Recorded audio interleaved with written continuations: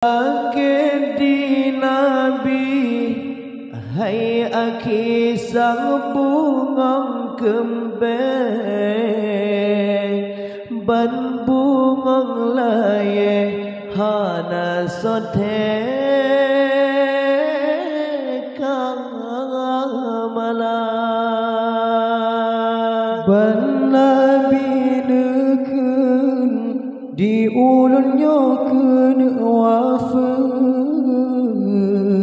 karap ngan sokret nyawang malaikat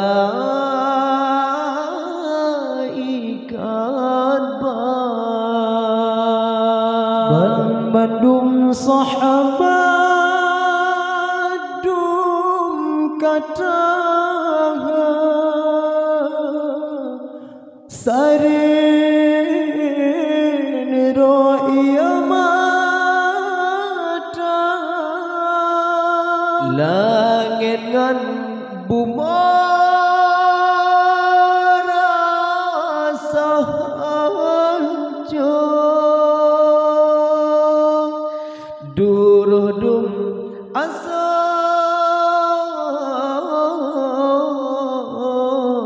dunia Rasulullah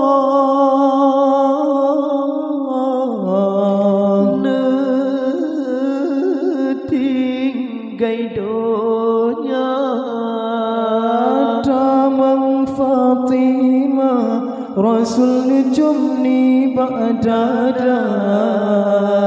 lehnyan Aisyah jumba adalah Sayyidina Hasan dan Husain sampai jarani ba'muka sahabat keluarga anjo hati terasa bandung sahabat dum kata sarin ro'ya mata langit ngan bumi rasa hancur luruh dum asa dunia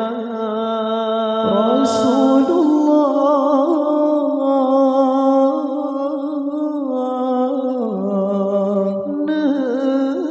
netinggai dunia sakit di Nabi hai aki sang bungong kembang ban bungong laye hana sothe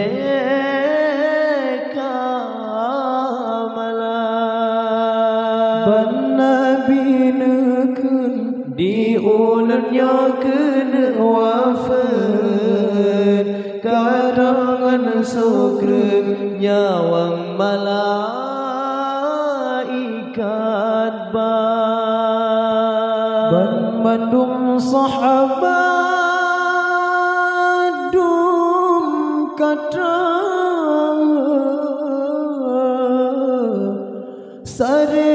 sarin ro'ya mata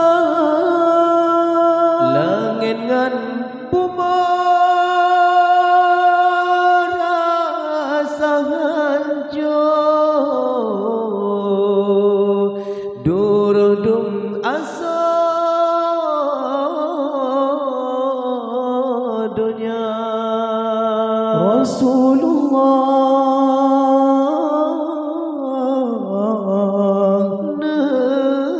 netinggai dunia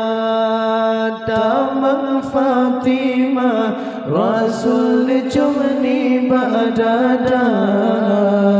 lehnyan Aisyah jumba adalah Sayyidina Hasan dan Husain Sampuh jarani ba'amuka, sahabat keluarga, hancur hati terasa. Rasulullah